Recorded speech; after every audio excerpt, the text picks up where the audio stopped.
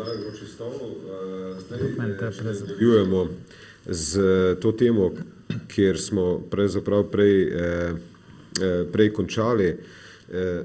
Seveda me zanima, glavna debata vendarle v tem trenutku teče o tem, ali naj Slovenija se še naprej zadolžuje na tem sekundarnem trgu, ali naj gre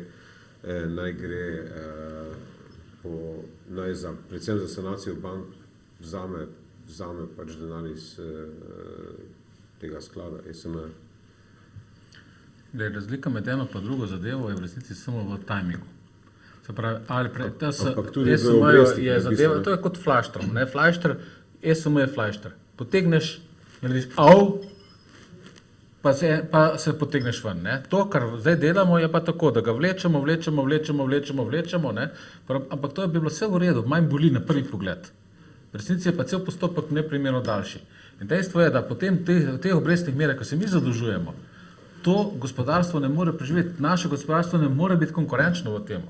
Nemški konkurent po 0,5% si dobi obrestno mero, ne? Naš dobi pa po 8 ali pa več.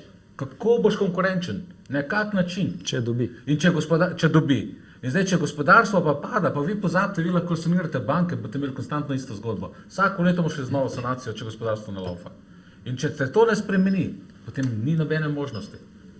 In nam je glavni problem to, ali bomo imeli normalno obrestno mero ali ne. In zato je ta zgodba, ki bi sicer pomenila resne probleme, ampak če bi se bila pravilno izvedena, bi vseeno pomenila. Ta španski model ni tako slab bil. Ne? Bi treba najti neko verzijo in mogoče bi se dal, ker je Slovenija majhna še dogovarjati, še bolj. In jaz pričakujem, jaz namreč mislim, da proračun, to kako je narejen, ni narejen na realnih osnovah. In mislim, da bo namreč, če se ti znižuje bruto domači proizvod, ne, pa če se vse to znižuje, razumeš, pa če ljudje se odpuščajo, moraš ti sigurno manj davkov imeti. Ne gre tako spremeniti. Ampak posledice tega so seveda tudi to, ne, da bodo imeli manj prihodkov, da ljudje bodo odpuščeni naslednjo po januarju, ne, v januarju pa naprej ima kar nekaj podjetij predvidenih odpuščanja. Kar nekaj podjetij ima predvidenih, ne po ljudi. In to seveda bo povzročilo tisto, kar smo prej govorili, ne, oziroma povzročilo nemire. Jaz bi še enkrat seveda pozval gledalke in gledalce, da lahko pokličejo v studio in postavijo vprašanje našim gostom ali svoje mnenje in seveda glasujejo v naši anketi ali zaupajo vladi Alenke Bratušek, ampak vendarle, gospod Popovič, vi ste zdaj zelo aktivno stopili praktično dobro, državni svet je danes izglasoval veto na ta nepremičninski zakon in na proračun za prihodnje 2 leti, ampak vi ste v koprski občini tudi zahtevate ustavno presojo in zakona o nepremičninah. Seveda, jaz sem prepričan, da ta zakon, kot sem že prej povedal, kot je bil za Maribor, so bili te radarji, to je za našo državo, to je za našo vlado absolutno konec. Jaz sem to 100% prepričan, kot sem danes tukaj z vami v studiu. Jaz sem še vedno prepričan, da Slovenija se lahko sama reši, ne prepričan, ampak to je jasno. Da ne prosi za pomoč v bistvu iz... Ne rabi Slovenija nobenega prositi, ampak ne na tak način. Enostavno ta vlada, pa tudi vse prejšnje vlade, niso imeli vizije. Oni sploh ne vejo, zakaj so, kaj hočejo. Kot ste prej povedali, kaj je rekel Lukšič, da nima veze biznis s politiko, res? To je to. Zato, ker nima veze biznis s politiko, plačujejo 5%, podjetja plačujejo 8%, če dobijo, medtem ko nemška podjetja ali švicarska pa 0,5% ali pa manj celo. Zdaj mi povejte, kako bomo konkurenčni. To je nemogoče biti konkurenčni. Spravi, mi moramo nujno priti do ene normalne vlade in moramo ukiniti ta KPK oziroma dati normalne ljudi na KPK, ne pa take, kot imamo, ki so likvidatorji, ampak normalni ljudi na vse položaje. In potem bo šlo naprej. Ne moramo brez podjetnikov. V vladi sploh ni podjetnikov. Zdaj smo edinega podjetnika, ki smo ga imeli, smo ga zdaj poslali domov. In kako bo to šlo naprej? Potem pa je res najboljše, da gremo po pomoč. Ampak če gremo po pomoč, veste, to ni najboljša stvar na svetu. Vse ni to neki, da bi lahko bili ponosni, da bi se lahko pač nekje s tem postavljali. Jaz mislim, da je nujno, da postavimo vlado, ki bo znala izumiti neko zadevo, ne pa samo zategovala pasov. Politika zategovanja pasov ne pelje nikamor, pelje v propast. To je jasno, to sem jaz govoril že zdavnaj. In zdaj smo tam, oziroma blizu. Še bomo padali. To je dejstvo. Mi moramo zagnati potrošnjo. Kako bomo zagnali potrošnjo? Spravi, ja, kredite, v redu kredite, ampak za nekaj drugega. Zato, da znižamo davke, pač najnižjo možno mero, ki je možno, se pravi, da pospešimo ulaganje v gospodarstvo. Noben tujec, jaz ne poznam nobenega tujca, ne vem, če vi dva poznate kakšnega tujca, da si želi, govorim, veliko korporacijo, da si želi vlagati v Slovenijo. Vi Noben. imate pa dost, mislim, poznate jih dost, v bistvu. Jaz jih poznam ogromno, ampak ko vidijo, kakšna situacija je pri nas, in recimo, kakšen problem je imel, ko smo prej govorili, recimo gospod Janković z tem mostom, ki ga je v Ljubljani, pa je rabo koliko časa? 6 mesecev za papirje. Jaz bi rabo 16 let za nekaj takega. To je problem, to je Slovenija. Slovenija je koruptivna tam, ker niti slučajno se ljudje ne mislijo, ni slučajno KPK niti ne razmišlja o tem, da bi šla pogledati tam, kjer je zares koruptivna. Kje mislite, v bistvu? Zelo nizko. Zelo nizko. Vi morate vedeti, da vse uradi, to je toliko zaposlenih, recimo en okoljem, bivši okoljem prostor, to je 1500, 1600, ne koliko ljudi, kaj mi lahko poveste, kaj te ljudje tam delajo. Kaj delajo? Jaz recimo konkretno na občini imam 140 zaposlenih, pa jaz enega ne morem da stran. Jaz enega ne morem, lahko dela, kar hoče, lahko ne dela, lahko ima noge na mizi. Ne tako, kot so moji 4 ministri imeli za štos, pa lahko ima noge na mizi non-stop. In se mi smejejo, lahko sploh ne pride, lahko je na bolniški non-stop ali kakorkoli, jaz mu ne morem nič. Če slučajno ga tako ali drugače nekako probam odpustiti, imam medijsko gonjo tako, da... Oziroma, mi smo samo eno žensko, eno sodelavko pa smo odpustili. Samo eno, v 11 letih. In sami veste, kaj smo se doživeli po vseh možnih medijih. Samo eno, v 11 letih. Jaz imam 140 ljudi, več kot 100 jih ne rabimo. Ampak delovnih, ta pravi, kako ne pridem do tega? Naprimer, konkretno, zdaj pomislite, koliko občin je v Sloveniji, 211, puta, da ne govorimo ministrstva. In te ljudje potem bremzajo, te so ročne zavore. Izvoli. Ne, se to samo tukaj zdaj, Boris Popovič govori, to samo dokazuje, da je javni sektor tako eden od največjih zmagovalec te ekonomske krize, pa te tranzicije. To sem hotel reči, jaz se ne bi podceneval. Ta vlada ima neko vizijo in ta vizija je po mojem, se kaže, mislim, to je vizija za politično preživetje. To je po mojem edina resna vizija, ki jo ima ta vlada. In to se recimo tipično primer te strategije ali te vizije, ne mogoče. Je ta zadolžitev. Samo pogledajte, kako se argumentira za zadolžitev. Predsednica vlade reče, da smo se zadolžili za to, da pokažemo, da smo sposobni dobivati minister za finance pa v bistvu dejansko pol naslednji dan izda, kaj je bilo smisel te zadolžitve. Da ta denar potrebujemo. Da ta denar potrebujemo za tekoče preživetje. Ampak jaz sploh ne mislim, da je v bistvu vse, kar se dogaja, je to, da je zelo preprosto, da država pobira davke in najema denar, da vzdržuje lastno volilno telo, to je ta javni sektor. Izvolite. Mislim, tisto, kar mene moti, je to, da pravzaprav naši recimo ministri praktično ne hodijo odpirati vrata, oziroma ne hodijo se pogovarjati za biznis. Poglejte, evo, primer Luke Koper, ki so bili tukaj. Luka Koper, mi iz Ekvadora uvadimo za 200 milijonov evrov stvari. In nišče od naših, namesto da bi se sedel v avion, šel gor, pa prišel predsedniku vlade, pa rekel, prostite, mi 200 milijonov imamo tukaj, kaj bomo lahko za protidabavo dobili. Pa bi se lahko zmenili, razumeš, česke se da, tako teče pogovori, ker tam je pravzaprav skoraj da praktično... Na državni ravni, v bistvu poteklo. Se lahko zmeniš. Kaj bo pa KPK rekel? To bi bilo pa... Ja, ne se ne moreš. Drugače pa vam priporočam, če hočeš res dobro stvar videti, kdo je, zdaj so imeli odličen video, so Srbi izumili, o tem so obtožili so Dedka Mraza za korupcijo. Ker že 300 ali 400 let, razumeš, otroke podkupuje. Zmerno v istem času. Zaprede treba. Ker smo že ravno pri Ekvadorju, pa pri teh zadevah me vendarle zanima, gospod Popovič, vas skrbi recimo, da bo tudi, glede na usodo Stepišnika, da bo na udaru še naprej gospod Mišič, recimo, ker mislim, na zadnji tiskovni konferenci SD-ja vendarle je zopet bilo omenjeno.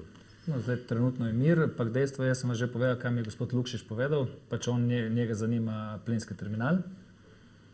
Takrat so postavili vse svoje ljudi v nadzorni svet, ni jim uspelo, hvala Bogu, tako da ta prva nevarnost je mimo. Lukšič se dela najbolj pametnega, poštenega, njega ne zanima posel, njega zanima biznis, kliče pa mene v bolnico, me kliče, kako bi mu uvesti pač nekako zrihtal, da bi lahko on prišel do plinskega terminala za gospoda Puklovca in tako naprej in verjetno ne bi bilo to zastonj. Ne? Tako da dejstvo je, da vsakega zanima posel. Ampak ga ne znajo delati. In zato fajn bi bilo, da vsak dela svoje delo. On je pač dober strokovnjak na svojem področju, pač naj to dela. Naj predava, nauči ljudi, nauči mlade ljudi.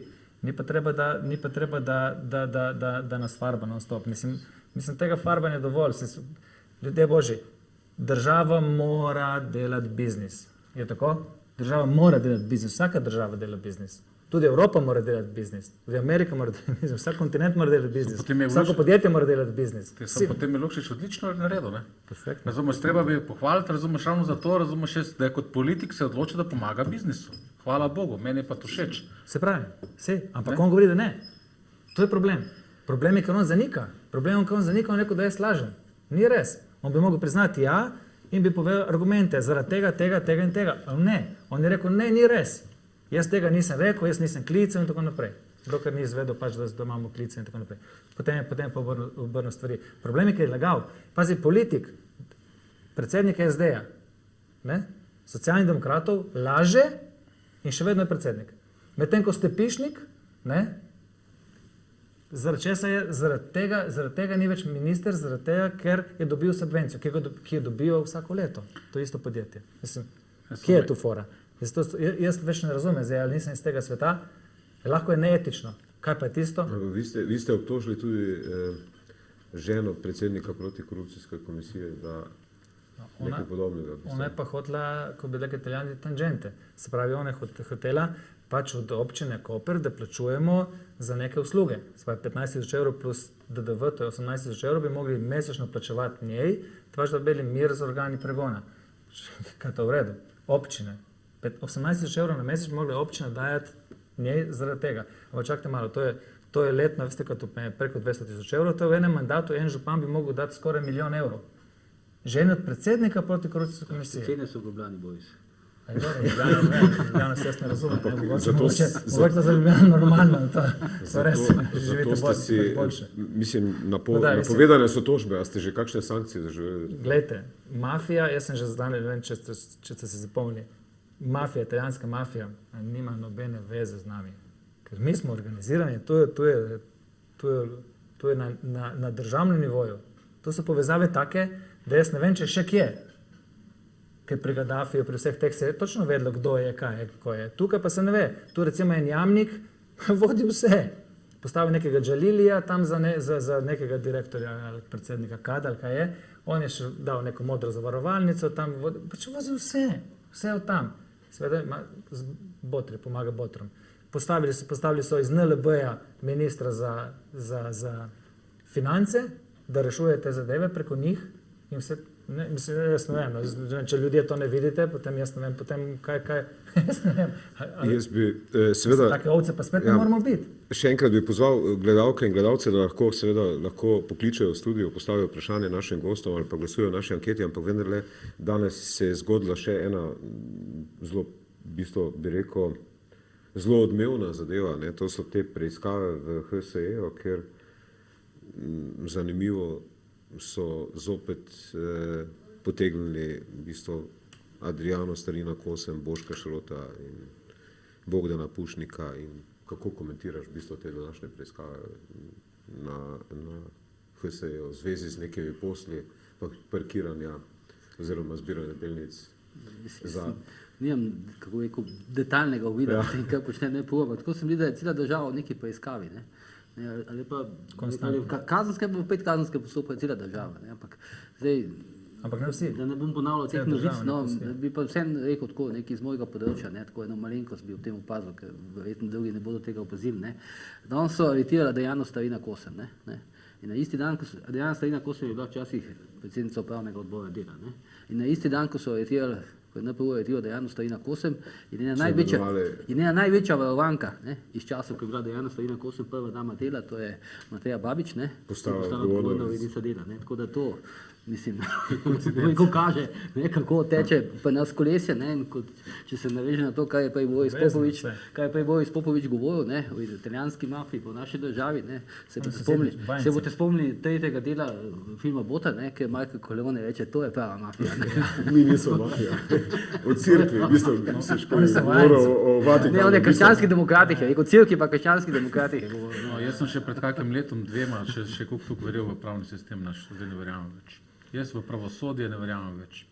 Jaz sem vse bolj prepričan, vse, kar vidi, spremljam, mi kaže na to, da gre za dirigirane stvari, da gre za takšne in drugačne pametne odločitve, ko bi rekli temu, ne, ki jih upravljajo in da to služi za politično obračunavanje, pa ne samo politično, tudi kakršnokoli obračunavanje z nasprotniki. No, pa vendarle, v bistvu zdaj, če gremo na konkretno, mislim, jaz sem bil na tiskovni konferenci NPU-ja, ne, gre za vendarle za neke konkretne posle, ne, s katerimi naj bi, vsaj tako pravi NPU, zaslužili približno od 8 milijonov oziroma 8 milijonov evrov oziroma 4 milijone, ne, v bistvu iz tega pakiranja delnic in naj bi zahtevali od gospoda Košoroka, da jih v bistvu praktično nič vredne delnice kupi po neki ceni in s tem v bistvu zagotovi pač neke koristi. Ne. Premogovnik Velenje. Ne. To je stara zgodba, tam je pač ostalo nekaj 10% ali 20%, ne. Ostalo je itak lastnik država, ne. In za te delnice je marsikdo jih poskušal že zapakirati in prodati. Ne. V bistvu HSE-jo, ki bi jih pa dejansko, glede na TEŠ in glede na te zadeve, v bistvu bi bilo logično, da je postane 100% lastnik premogovnika. Prosim? A jih je vse kupil te delnice? Ne, ni. Mislim, ravno prej smo poslušali, da se je gospod Košorok temu oprl. Ja, ampak potem pa ne razumem, v čem je fora. Kaznivo dejanje napeljevanja. Ja, ampak za to kaznivo dejanje napeljevanja ti angažiraš milijon ljudi, ne? 135. Ja. Samo 135 ljudi. Samo 135. Ja, enkrat za nekaj, pa koliko časa se dela in tako naprej. Mislim, po tolkem času in tako dalje. Meni je to nenavadno. No? Ampak ne glede na to, tisto, kar sem jaz zdaj opazoval, pa nisem mislil tega konkretnega primera, mislim na primer Medije, mislim na primer Loše, mislim na primer Janša. To so trije primeri, ki so najbolj eklatantni od vseh, lahko jih je pa takih malih, kot mi pravi advokati, je pa že toliko in toliko več. Zdaj, kako komentirate dejstvo, da sodišče ni sprejelo danes, recimo, ne, ker ste že omenili ravno gospoda Lovšeta, ne, ni sprejelo 1 milijon evrov varščine od gospoda Lovšeta, ne, recimo. Če primerjamo, v Avstriji je avstrijska država rade volje sprejela 1 milijon evrov. Stvar je zelo preprosta. Mislim, realno bi mogli sprejeti, ne, vzeti milijon in ga potem spodbuditi, da je v tujino, da bi milijon zaslužil. Ne. To bi bilo, mi smo najbolj, kako rekel. Avstrijci so zadržali v primeru Karne. Hočete povedati, stvar je tako zelo preprosta. S katerim koli pravnikom se pogovarjaš, ti pove čisto osnovnošolsko stvar, ne, osnovnošolsko pojasnilo. Ne. Dlje, ker si v priporu, ne, teže prideš ven. Ne. In to iz preprostega razloga. Ja, ker se začenja sojenje. Iz preprostega razloga, ker mora sodišče samo pri sebi in penjansko opravičevati pripor za nazaj. In Loše, kot sem že rekel, povezani so. Ja, in Loše, kot sem že parkrat rekel, ne bo prišel ven do začetka sojenja. Ne glede kakršna koli bo ta varščina. Pokrivali se bo en drugega. Ja, da ni dolžen jih nabenemo, da so vsi poplačani, da vse ostalo, pa da je edino on zgubil, to pa je očitno manj pomembna zadeva.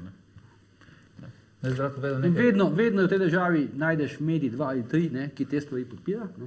Vedno jih najdeš, ki te stvari podpira, potem je v javnosti, del javnosti pomirjen in stvar gre naprej. Izvolite, gospod Popovič. Zdaj, ta HSE, zdaj smo pomirili, zdaj so šlo z nekih 5 milijonov, ki sploh ni bilo. Ne? Oziroma 8 milijonov, ali 8 4 milijonov. 4,8 naj bi zaslužila Dejana Starina Kosem in Boško Šot in njun akviziter Pušnik. Ne? Ja. Ter naj bi, pa ne bi, pa to, pa ni prišlo, toliko let nazaj. 1,4 milijarde pa ne gre danes v Seleški dolini. Kaj pa s tem? T6. Zaradi tega ima holding slovenskih velike probleme. Kaj pa vse ostalo, če bo te 135 ljudi delalo tam? In drugo leto ne bo več mogel odplačevati kreditov in bo moral seveda prodati. Pa dobro vemo, da imajo zlizane gume, pa da imajo take probleme, pa drugače, vse tako gledamo v medijih, svaj nimajo denarja in tako naprej, se pravi, zdaj so bili vsi na tem. Potem smo prišli Cimos, naprimer Cimos je v tem času, naprimer Cimos, na HSE pač jaz se ne razumem, Cimos vsaj je tam pri nas, pa Cimos je z nas zelo pomemben, nam ni vseeno zdaj, če propade Cimos, bo to jaz mislim, da bo to katastrofa v naši regiji, ne? In celo v celi Sloveniji, ne samo pri nas, ker pač Cimos je marsikje, ne samo v Kopru. In naj povem zdaj, kako je, pač bivšega direktorja smo mi imeli, oziroma predsednik uprave, ko je bil, smo ga imeli za res zelo dobrega, oziroma spoštovanega podjetnika, niti slučajno ni prišel na pamet, da bi kakorkoli sumljil od njega kaj prej. Tako da zdaj jaz ne vem, kaj je bilo, kako ni bilo, kaj na tej stvari, pač organi bojo seveda to morali dokazati, ampak dejstvo je, da zdaj zapade pač neka zadeva, ki treba pomagati ali pa ne pomagati Cimosu, ne? Se pa Evropska unija pa zdaj je pač na tem, je ravno na tem, ali ja ali ne. Zdaj ravno zdaj so mogli počakati malo, se itak vejo, se ta človek je itak že v penziji, ne? Je doma, bi pač počakali še malo, ne? Pripravili še mogoče več papirjev in ruknili potem po temu, ker zdaj jaz mislim, da jaz se bojim, da bo ta zadeva, ki se danes zgodila, negativno vplivala na Cimos in se bojim, da bo Cimos propadel. Če bo propadel Cimos, pa vemo, kaj nas sledi.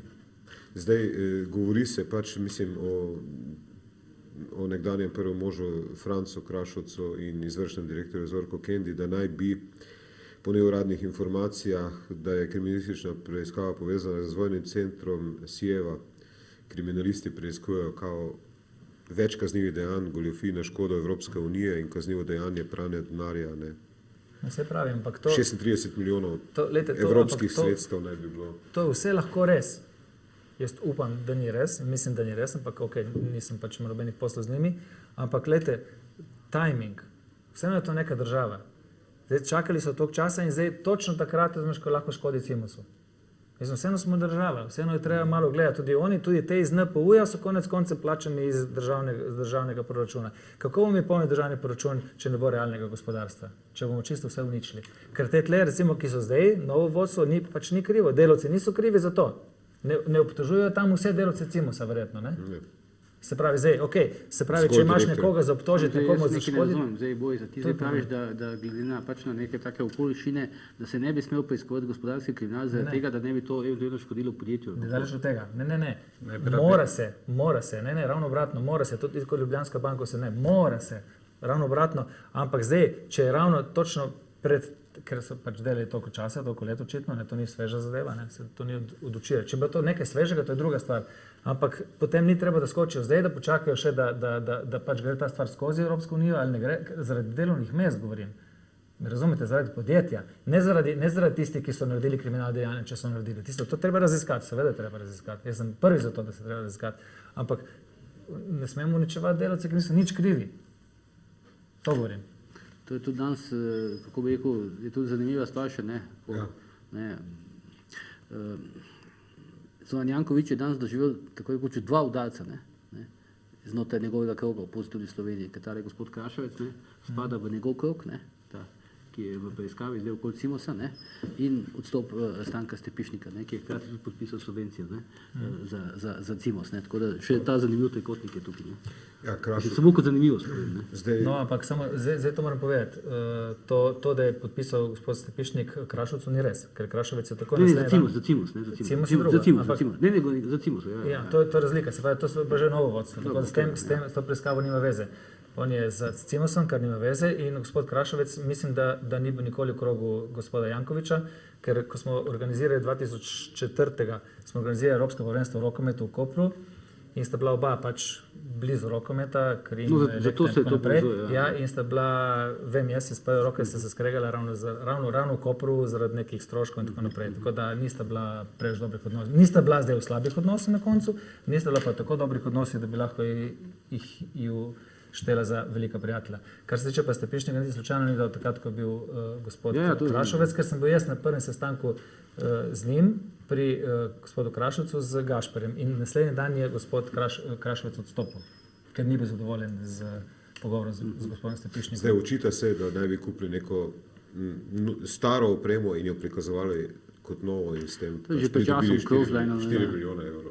Mislim, da so šli kriminalisti po sledovih neke anonimke, ki je takrat to pred časom. Čisto, lete. Jaz, kot poznam te gospoda Krašovca, jaz temu ne verjamem. Pač mene bo treba prepričati, ker toliko, ko poznam gospoda Krašovca, da bi on mislim, jaz ga nimam njega z takega človeka. Lete, Ne morem pa garantirati, jaz nimam podatkov, nimam prisluhov, nimam tega, jaz ne morem reči, ni kriv ali pa je kriv. Ampak jaz in naše kolege tega človeka nikdar ni imel za takega. Dobro. Jaz bi predlagal, da pogledamo oglase, pa nadaljujemo takoj po oglasih.